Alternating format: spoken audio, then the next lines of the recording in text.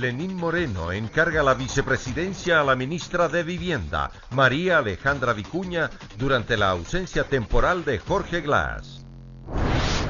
Oposición insistirá en el juicio político contra el titular de la Judicatura, Gustavo Yalc. Ecuador adquirió un nuevo crédito con el Fondo Latinoamericano de Reservas por $637.8 millones. Feto de aproximadamente 7 meses fue encontrado dentro de una nevera al sur de la capital. En lo internacional, Donald Trump visitó a las víctimas de la masacre en Las Vegas. Además, una niña grabó los abusos sexuales de su padre a una de sus amigas en Uruguay. Miércoles 4 de octubre del 2017, a mitad de semana, es un gusto estar con ustedes en la emisión estelar del Comercio TV. Y contigo, María Mercedes, muy buenas noches. Buenas noches, María Fernanda. Como todos los días, amigos televidentes, con la más importante información que presentamos de inmediato. Y mucha atención, aquí iniciamos. Mediante decreto ejecutivo se designó a María Alejandra Vicuña, ministra de Desarrollo Urbano y Vivienda, como la nueva vicepresidenta encargada. Esto en reemplazo de Jorge Glass, quien cumple un dictamen de prisión preventiva. Que aceptaron. A pesar que el jefe de Estado Lenín Moreno la mañana de este miércoles decía desconocer qué decisión tomaría sobre la suerte de la vicepresidencia de la República por la ausencia de Jorge Glass, quien está inhabilitado y se encuentra con prisión preventiva en la cárcel 4 por el supuesto delito de asociación ilícita relacionada al caso Odebrecht. Desde mi punto de vista, el país no puede estar con un vicepresidente que no está en capacidad de ejercer sus funciones. Sin embargo, al equipo de abogados le he solicitado que me proporcione el mecanismo a implementar para suplir esa ausencia del señor vicepresidente. Horas más tarde, mediante decreto ejecutivo, designó temporalmente como vicepresidenta constitucional de la República del Ecuador a María Alejandra Vicuña, ministra de Desarrollo Urbano y Vivienda, durante el periodo que dure la ausencia temporal de Jorge Glass. Si es que la Asamblea decide hacer un juicio político, es su decisión. Si es que la justicia decide sentenciarlo, también es su decisión. Y es nuestra decisión considerar de que está inhabilitado para poder cumplir función. Una persona que está encarcelada no puede cumplir con la función de vicepresidente. Vicuña en escuetas declaraciones agradeció la confianza depositada por el presidente Moreno. Y sobre todo de coordinar un proceso fundamental, un proceso muy importante que es el de la consulta popular, rescatando ese espíritu de Montecristi, impulsando lo que siempre ha sido una característica de nuestro proceso revolucionario, que es precisamente fortalecer el poder popular, generar estos mecanismos de democracia directa, impulsar una participación activa y efectiva de la gente. Informó Héctor Romero. Según la oposición, se estarían registrando intensos diálogos dentro de la Asamblea Nacional en búsqueda de una nueva mayoría parlamentaria que dé luz verde a un posible juicio contra el vicepresidente. Mientras que Alianza País busca mantener una postura de unión a pesar de que un posible juicio político y la consulta popular podría romper la unidad de la bancada. Según varios sectores de oposición, los diálogos no son nuevos, pero en este último tramo se han intensificado. El objetivo, buscar una nueva mayoría dentro de la Asamblea con una agenda preestablecida. Estamos trabajando en eso, estamos haciendo todas las gestiones. Esta bancada yo creo que puede ser tan importante porque, recalco, recoge a varias organizaciones políticas. Y así lo ratifica la legisladora María Mercedes Cuesta, quien afirma que incluso legisladores de la bancada oficialista estarían dispuestos a conformar esta nueva mayoría. Muchos asambleístas, muy serios también del bloque de Alianza País, están decididos en hacer lo que tienen que hacer, en trabajar por el país y hacer lo correcto, que no es lo que nosotros decimos, es lo que se tiene que hacer, con una nueva mayoría, sí. Pero en la bancada de País lo desmienten de plano, aunque reconocen que los problemas internos son complejos de superar y que si no se los arregla, el bloque bien podría romperse. Claro, es un ambiente difícil, un ambiente complejo, un ambiente que inclusive puede llegar hasta ese punto.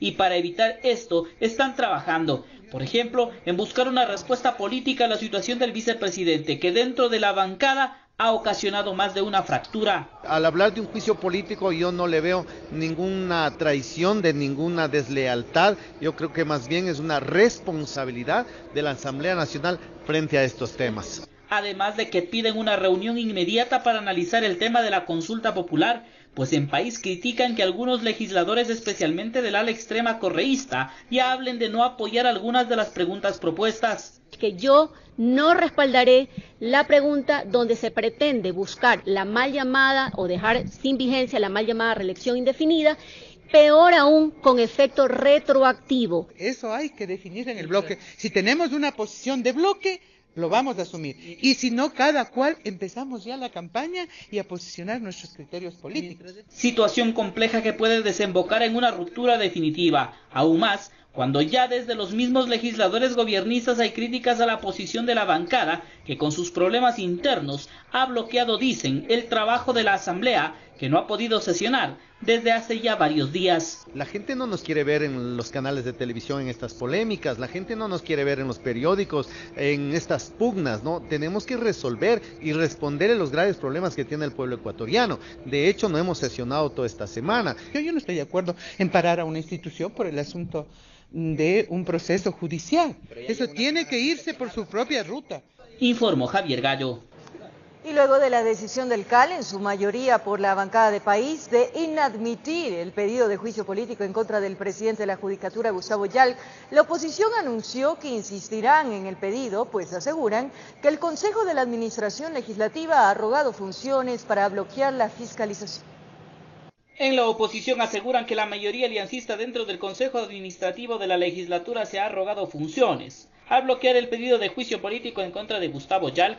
La justicia engendra el símbolo de corrupción más grande que tuvo el correísmo y ahora se ha ratificado con esta actitud de inadmitir un juicio que estuvo sustentado, documentado, profundamente motivado y que todo el Ecuador conoció. Y con esto coincide Luis Fernando Torres, miembro del CAL, quien asegura que la decisión tomada sobrepasó la capacidad legal del CAL.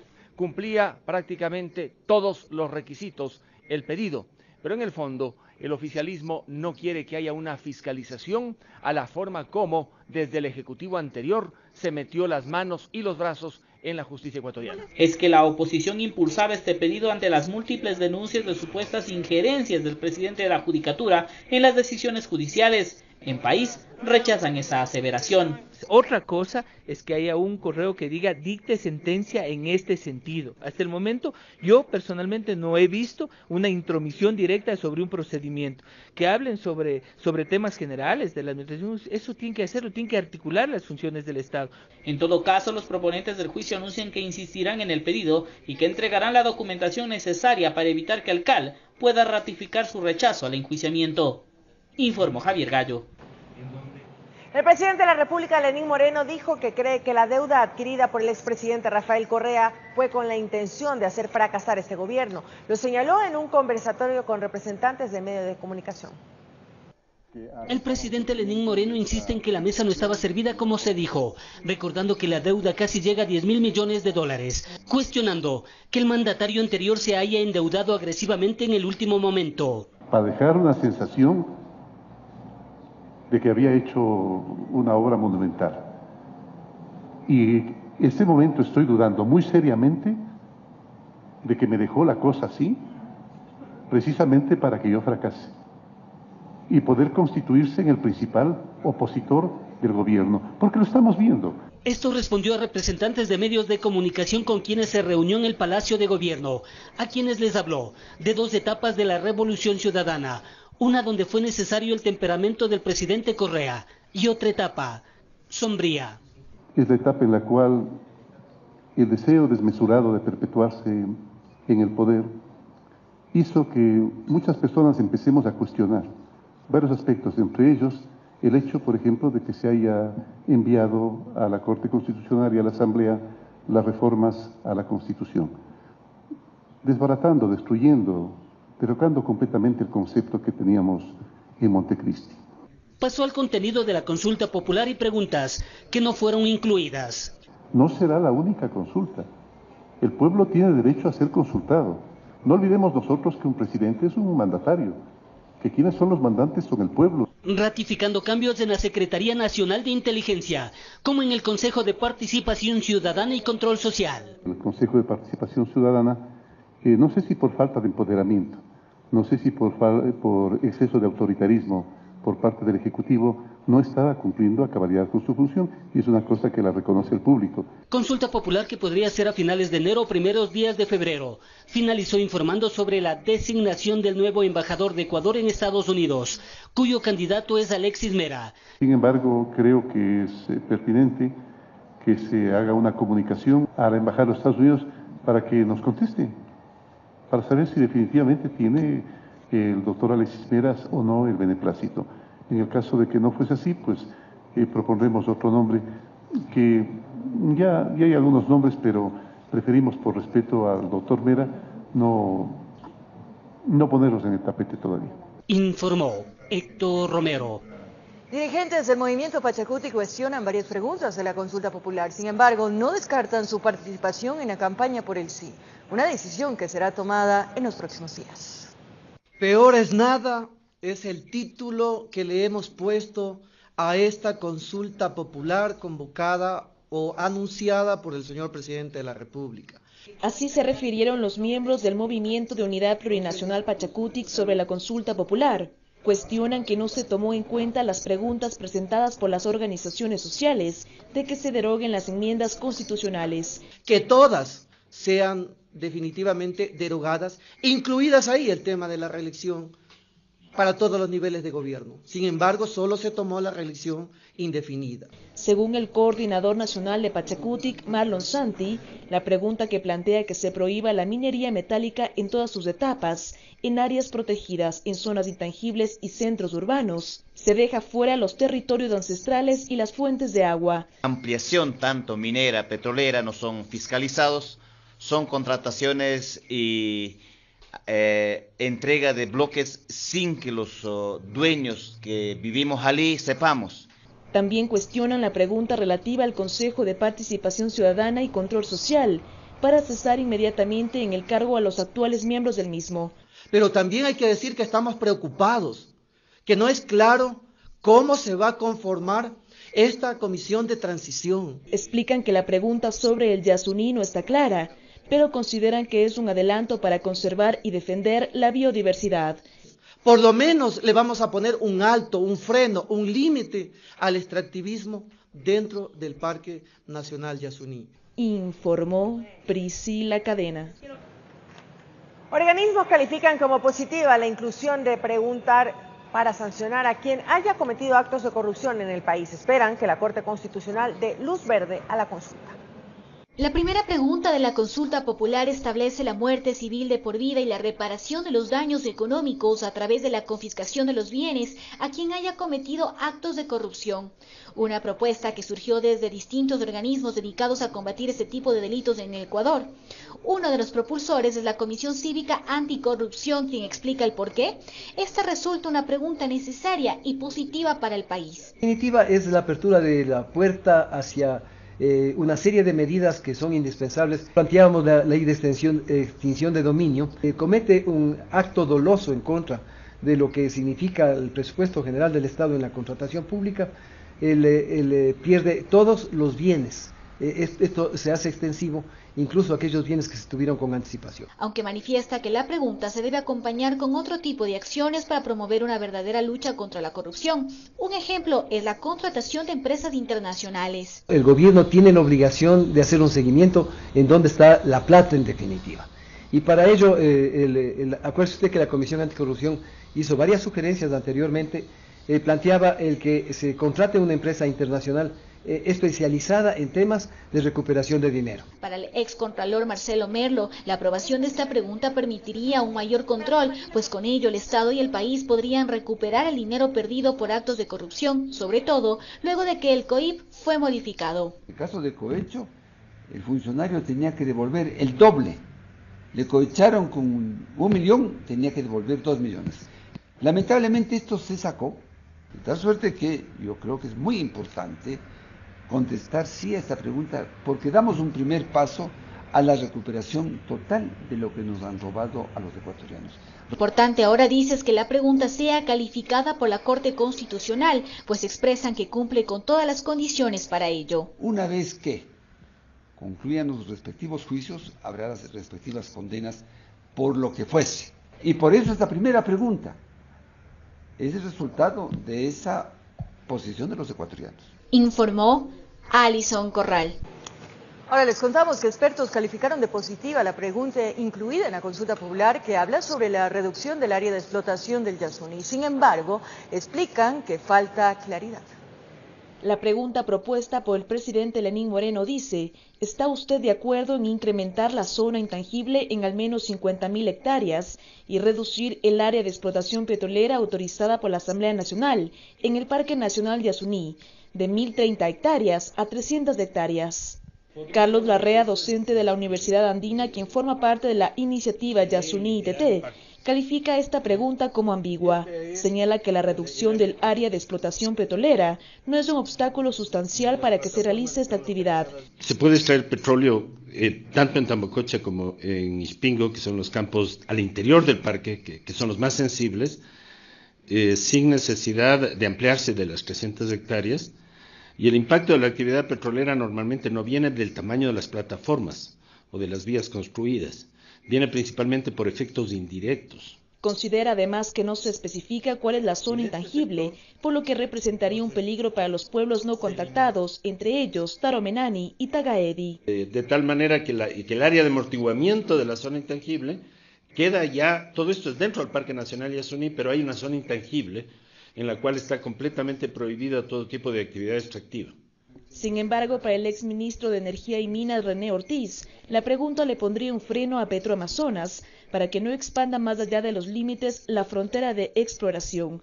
Un país tiene que necesariamente utilizar todos los recursos naturales que tenga, que posea, que son explotables, pero se haga con las mejores prácticas.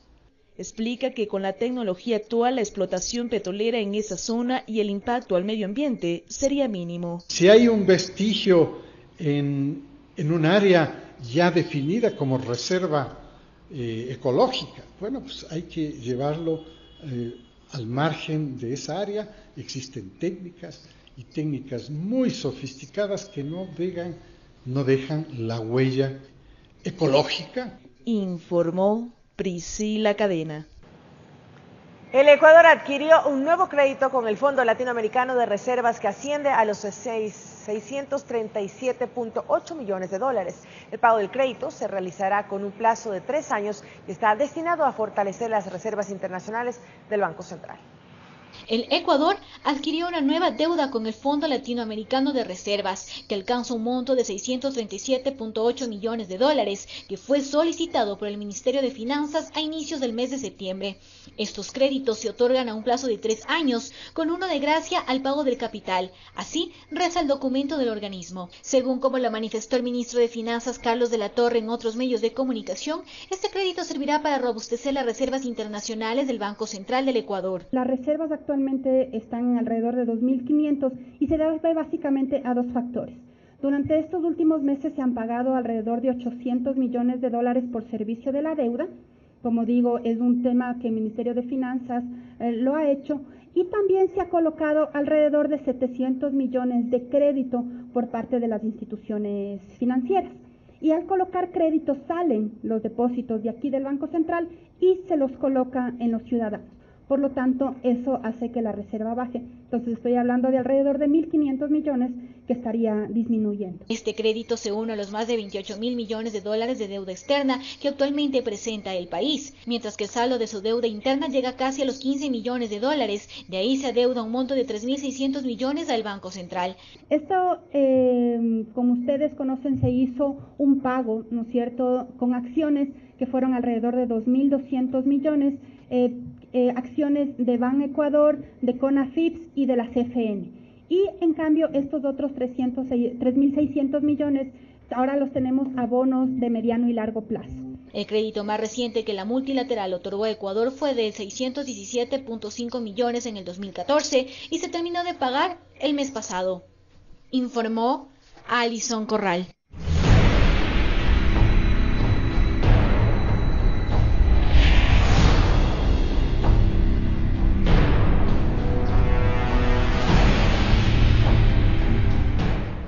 Así es, un feto de aproximadamente 7 meses fue encontrado dentro de una nevera en una casa ubicada al sur de la capital. Aparentemente, un niño dio anuncio a los moradores de la Argelia, que fueron quienes reportaron a la policía.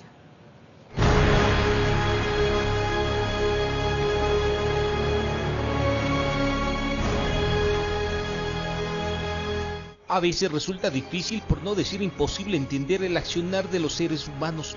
La barriada de la Argelia Alta, sector ubicado al sur de la urbe capitalina, comentaba con el alma en pena lo que estaba pasando al interior de una casa rentera. Un feto de cerca de 7 meses de gestación fue encontrado en una nevera. Ay no, Dios mío, lo más desgarrador.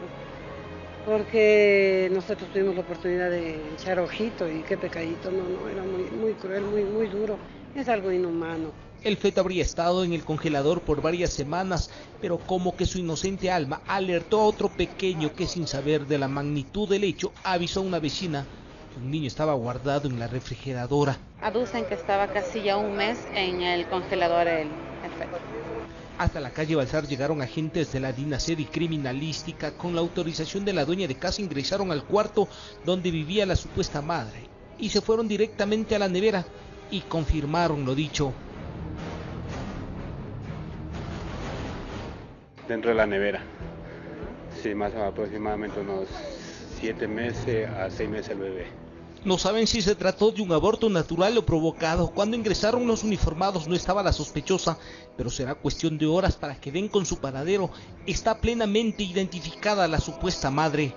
Denuncia que llaman por teléfono y el ECU 911 nos mandó al lugar.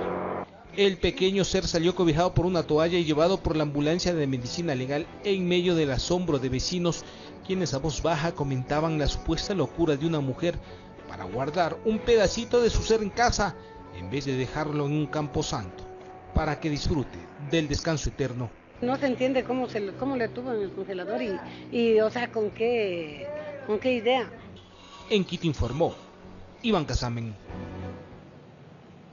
En Guayaquil, 2 niños murieron quemados en un incendio registrado esta madrugada al noroeste de la ciudad. El padre de los menores fallecidos resultó con quemaduras y fue hospitalizado.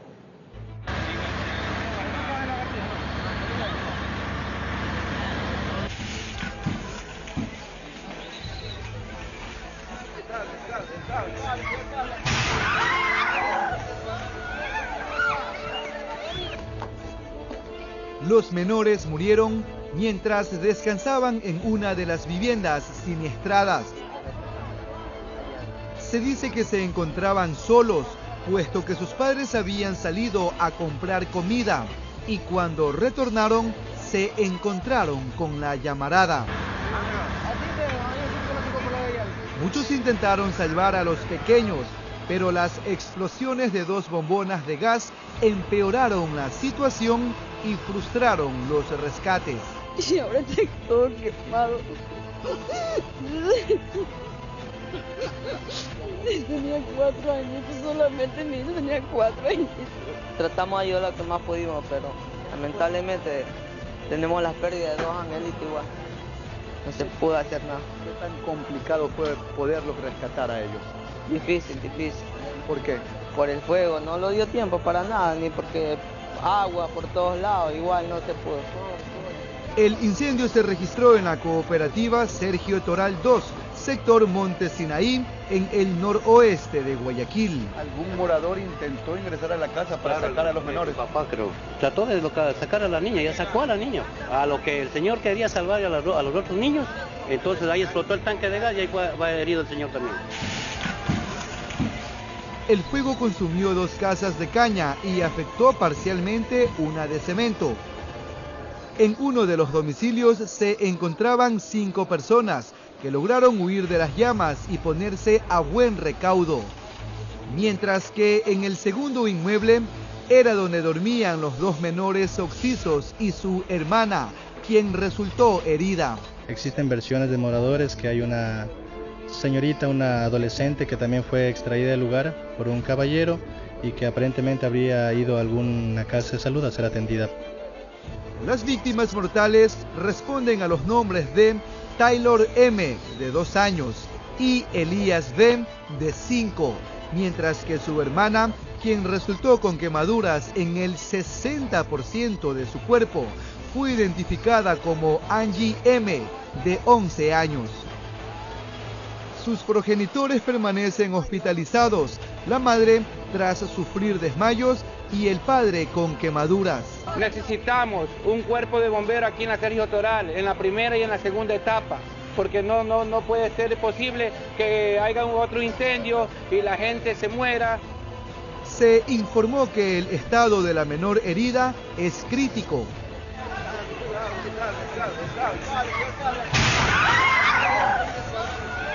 Informó Jorge Salazar. Fue capturado el hombre que presuntamente asesinó a su hija el pasado 3 de septiembre en el cantón Buena Fe, provincia de Los Ríos. El supuesto responsable podría enfrentar una pena de hasta 34 años. Fue en el sector de Machalilla, en Puerto López, provincia de Manabí, que el bloque de búsqueda de la Policía Nacional localizó a Georgie M., presunto autor del asesinato de Valeria M., su hija de 18 años. Él narra sin pudor y sin recelo la forma en la que, simplemente aduciendo que el diablo se le metió, es que él vio en la hija la imagen del diablo y que por eso es que él la apuñaló. El crimen ocurrió en el cantón Buena Fe, provincia de Los Ríos, el pasado 3 de septiembre, cuando la joven regresaba a su casa luego de una fiesta familiar que terminó al amanecer. Al ingresar a la vivienda recibió una certera puñalada por la espalda. Y ella en la mesa había puesto un pedacito de torta, dice, y a lo que se lo iba a comer, dice que no alcanzó a meterse en la torta, dicen mis otras hermanas. Cuando me escucharon el grito que dijo, ay mamita, ayúdame, nada más que ya. Y ella salió corriendo de la desesperación, del dolor, y él salió corriendo por acá atrás y saltado unas paredes. Este filicidio está siendo investigado como un asesinato, cuya pena sería de 22 a 26 años, pero con los agravantes del caso, el padre procesado podría recibir una condena de hasta 34 años. Desde Los Ríos informó Odette Camacho. 87 casos de femicidios se han registrado en el país durante este 2017, lo que preocupa a las autoridades. La policía apunta al trabajo preventivo a fiscal a escala nacional, que ha empezado con una campaña para prevenir la violencia intrafamiliar.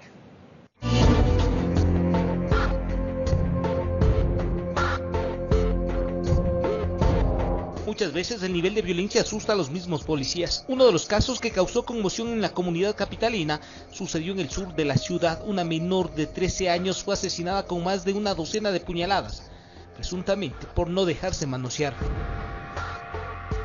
Todos dicen 13 puñaladas y no son 13, son 17 puñaladas en total. El número de femicidios tiene a las autoridades trabajando en estrategias que puedan frenar la ola de crímenes, para conocer los hogares donde hay problemas de pareja, consumo de alcohol, así como de drogas que terminan en violencia intrafamiliar. Está en marcha una campaña donde el principal protagonista es el policía comunitario. Focalizar en qué casa o en qué lugar se encuentra un antecedente de violencia intrafamiliar. Apelan a la habilidad del uniformado para ganarse la confianza del vecino de la tienda, de los jóvenes del barrio y, por qué no, de la víctima de agresión, para que cuente lo que está viviendo y en base a eso canalizar a tiempo la ayuda. A través, en este caso, de la oficina especializada, en este caso que es el DEVIP, poder llegar a esas casas, que sepa en este caso el agresor que la policía ya tiene conocimiento. Buscan parar la violencia en contra de las mujeres, que empiezan con golpes e insultos, pero en la mayoría de ocasiones terminan en tragedia, es decir, con la muerte de la mujer.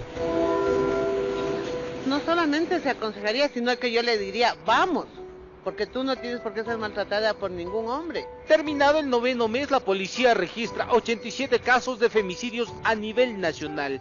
La cifra preocupa a las autoridades, pues se ha incrementado en relación al año anterior. En el mismo periodo reportaron 55 casos, hablan de un incremento de casi un 40%. Las provincias donde se han reportado el mayor número de hechos son Pichincha, Guayas, Los Ríos, Manabí y El Oro. La mayoría de los casos que terminan como asesinatos y como femicidios ha habido un antecedente ya de una violencia y que lamentablemente las víctimas en su momento nos acercaron a denunciar. Perder el miedo a denunciar al agresor podría ser la diferencia entre la vida y la muerte. No justifico que un hombre maltrate a una mujer. ¿Lo denunciaría? Sí, cuando ya les golpean y eso deberían alejarse, porque después de los golpes ya viene eso de matar a las mujeres. De los 87 casos de femicidios a nivel nacional, 65 han sido resueltos, 13 cuentan con boleta de captura y 9 están en investigación. En Quito informó Iván Casamen. Seguimos recorriendo el país. El ECU 911 de Machala coordinó el rescate de un adulto mayor que fue aplastado por un árbol. A pesar de las dificultades del sitio del incidente, los organismos de socorro lograron rescatarlo con vida. Salió a trabajar en su parcela cuando de pronto le sorprendió un deslizamiento de tierra. Para mala suerte del campesino, le cayó un árbol entre sus piernas. Salir por cuenta propia le fue imposible, tenía las extremidades inferiores lesionadas. Era necesario la ayuda de rescatistas. Don Rosalino recibió la atención que acabo de indicar y prácticamente en la misma noche lo estabilizaron. Sucedió en el sitio El Carmen del Cantón Piñas, en una zona de difícil acceso. El ingreso de la ambulancia prácticamente imposible, pero los rescatistas sabían que una persona les esperaba. Luego de una hora de caminata llegaron para ayudar al hombre de 73 años de edad. Inmediatamente se coordinó con los organismos de respuesta, bomberos, Policía Nacional y el Ministerio de Salud Pública con una unidad ambulatoria. Cortaron las ramas y lograron sacarlo y brindarle los primeros auxilios en el lugar. Tras de estabilizarlo, de regreso hasta encontrar a la ambulancia que les esperaba en un sector de la parroquia Piedras. Tratar de controlar que los signos vitales estén presentes, que el paciente esté respirando, que incluso tratar de tener al paciente un poco, si es que fuera el caso, que esté conversando. El hombre vivió para contarlo, se recupera de sus lesiones, regresó a casa y está en etapa de recuperación. Sí, me techó. Cuando me revolcaba, me andó de chico para atrás, dígame. Motivo entre el piso para abajo, vuelta para arriba, vuelta para abajo. Una acción digna de resaltar para quienes tienen ese espíritu de ayudar a los demás, no importa la distancia ni la hora, o si es una o son 10 personas, toda vida es importante. En Quito informó Iván Casamen. Al volver de la pausa les contamos en las noticias internacionales. Donald Trump visitó a las víctimas del ataque en Las Vegas. Además, conmoción en Uruguay tras video grabado por una niña en la que se evidencia el abuso sexual de su padre. Ya regresamos.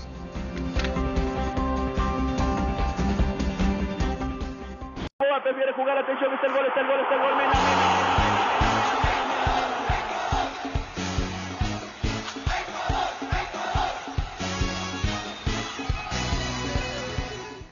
Así es, en los deportes, la selección ecuatoriana tuvo este miércoles su último contacto con la prensa y quedó totalmente concentrada para el partido de este jueves frente a Chile. Jorge Célico ha probado 2 equipos. A continuación, les comentamos cuál sería el 11 tentativo tricolor. A 24 horas del partido y sin tener claro el panorama de cuál sería la alineación de Jorge Célico para enfrentar este jueves al combinado chileno, Ecuador entrenó la mañana de este miércoles en su hotel. En horas de la tarde lo hizo en el estadio de Unión Española en Santa Laura. Se han manejado 2 alineaciones tentativas desde suelo chileno, pero al parecer la empleada el martes y miércoles sería por la que arriesgue el técnico tricolor. En el arco, Máximo Banguera, línea de 4 en el fondo con Antonio Valencia por derecha, Darío Aymar y Robert Arboleda la pareja de centrales y Cristian Ramírez por el costado izquierdo. La media cancha con Renato Ibarra por el costado derecho, Alfredo Intriague y Jefferson Orejuela los volantes de contención y Michael Arroyo por la banda izquierda, para dejar en ofensiva a Egner Valencia y Roberto Latuca Ordóñez. De darse este 11 habrían 3 jugadores debutantes con la selección absoluta, uno por cada línea de juego. Vale señalar que Ecuador decidió no reconocer el Estadio Monumental de Chile por el tema climático y lo pisará minutos antes del encuentro cuando realice la labor de calentamiento. Por su parte, Chile, que llega a ese partido con la premura de sumar los 3 puntos, ha dejado listo su 11 con el que hará frente a Ecuador. Juan Antonio Pizzi saltaría con Claudio Bravo en el arco, Mauricio Isla, Gary Medel, Gonzalo Jara y Eugenio Mena en defensa, Francisco Silva, Pablo Hernández, Arturo Vidal y Jorge Valdivia en media cancha para dejar en ofensiva a Alexis Sánchez y Eduardo Vargas. El cotejo está programado para las 18 horas con 30 minutos de este jueves 5 de octubre en el Estadio Monumental David Arellano, bajo el arbitraje del juez brasileño Sandro Ricci. Al momento Ecuador es octavo en la tabla con 20 puntos, mientras Chile es sexto con 23 unidades. Únicamente la victoria ecuatoriana daría esperanzas de seguir soñando, informó Andrés González.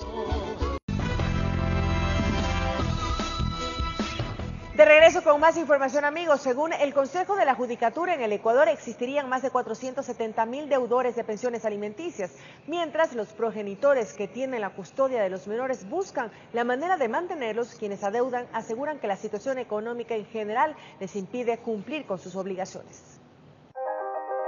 El Sistema Único de Pensiones Alimenticias, SUPA, registra hasta julio del 2017 626.341 personas que tienen la obligación de pagar pensiones alimenticias, para un total de 777.986 menores. Según los datos del Consejo de la Judicatura, en el país se registran 470.294 tarjetas alimentantes en mora hasta el mes de junio.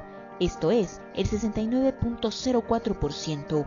Cuando la madre ya deja de percibir 2 meses seguidos o no su pensión alimenticia, entonces ella es la que pone en conocimiento del juez que se le ha dejado de cumplir con el pago de las pensiones alimenticias. El juez verifica y ahí es donde recién legalmente declara que efectivamente el señor ha caído en morosidad del pago de pensiones alimenticias. Según explica la doctora Karina Peralta, vocal del Consejo de la Judicatura, este dato podría no reflejar la verdadera cifra de deudores. Pero como no es obligatorio, porque el CONA no lo establece obligatorio, hay muchos casos en que las madres presentan la demanda, el sistema de justicia les da el número de cuenta en el Sistema Único de Pensiones Alimenticias, sin embargo, pueden hacer pagos directos. Entonces, a veces ya no utilizan el Sistema Único de Pensiones Alimenticias, sino que conversa con el papá, llega a un arreglo y lo que hace es pagarle directamente y no entrar por el sistema del SUPA. Una recomendación de las autoridades judiciales es usar las herramientas del sistema y notificar a los jueces de las decisiones tomadas dentro de los procesos. Esto, como se dice, para curarse en sano. Es preferible que si llegan a un arreglo, a un acuerdo, lo comuniquen al juez, para que el juez tenga también registrado y sepa, y mañana más tarde, si hay una desaveniencia o ya no están de acuerdo, todo quedó registrado y mamá no podrá exigir más allá porque llegó un arreglo y papá no tiene que gastar defendiéndose porque ya el arreglo fue acordado y comunicado a una autoridad judicial. Pero el tema de pensiones alimenticias es más complejo. Existen casos en los que se vuelve un método de venganza y revancha. Conozco muchas de ellas que lo ven como negocio. Mediante mensajes de texto, muchas veces ella me amenazaba que si es que yo no cumplía con sus exigencias económicas, muchas veces ella iba a quitarle la vida a mi hijo y se iba a quitar la vida a ella. La ciudadanía en las calles contempla varias posibilidades para que los padres no cumplan con los pagos. La situación económica que estamos es un poco complicada y quizás no les alcanza. Aunque coinciden en que el bienestar de los menores debe estar por sobre todo aspecto. O sea, los niños necesitan también tener su manutención, tienen sus necesidades y las madres que también los mantienen, también las tienen. No es que solas los pueden mantener. O cuando uno se tiene un hijo y usted quiere a su hijo, usted hace todo lo imposible para darle, ¿sí? En Quito informó Andrea Valareso. La alternativa que tenían los progenitores para cobrar los valores adeudados eran las boletas de apremio. En nuestra siguiente entrega conozca cómo se ha modificado este procedimiento desde la emisión de la sentencia de la Corte Constitucional. Ahora les contamos que el municipio de Quito destinará $31 millones para prevenir o controlar incidentes durante la época invernal. El Cabildo tiene preparado un plan para la temporada de lluvias. Con la experiencia obtenida del último invierno en Quito, uno de los más fuertes de los últimos 30 años según las autoridades, se ha preparado un plan de mitigación y respuesta ante la época lluviosa que se avecina nuevamente a la capital. El plan de prevención y respuesta ante la época invernal 2017-2018 representa una inversión de $31.5 millones. Construcción de muros de contención, colocación de pasos peatonales, fortalecimiento de brigadas y equipos de respuesta ante emergencias, así como limpieza de sumideros, entre otros, son las acciones que se implementarán para el efecto. Hemos construido también mitigadores de energía para el caudal de los ríos, como por ejemplo en el sector del Calzado. 4 nuevos colectores también se han construido y hay 3 que aún están en proceso. No obstante, la reestructuración para el que se encuentra junto a la plataforma gubernamental del norte y que ocasionó inundaciones en meses pasados, no forma parte del plan. por una razón. No es una responsabilidad del municipio, sino ahorita del SECOF y de la constructora que construyó la plataforma gubernamental. Por otro lado, el alcalde Rodas explicó que las lluvias no serán un impedimento para continuar con el plan de repavimentación en la ciudad. De igual manera, el plan de mantenimiento vial, el bacheo, va a continuar durante toda la época invernal, así como también los trabajos que estamos realizando de mantenimiento preventivo en las vías de la ciudad, de tal manera de alargar su vida útil. Pero a todo esto debe sumarse también la colaboración de la ciudadanía. Las autoridades recomiendan, entre otras cosas, no botar basura en los sumideros y de ese modo todos colaborar para la época invernal. En Quito informó Andrea Orbe. Amigos televidentes, como siempre, un placer informarlos a esta hora. Gracias por su sintonía. Que descansen. Buenas noches. Descansa, María Mercedes, y amigos televidentes, un abrazo grande. Hasta mañana.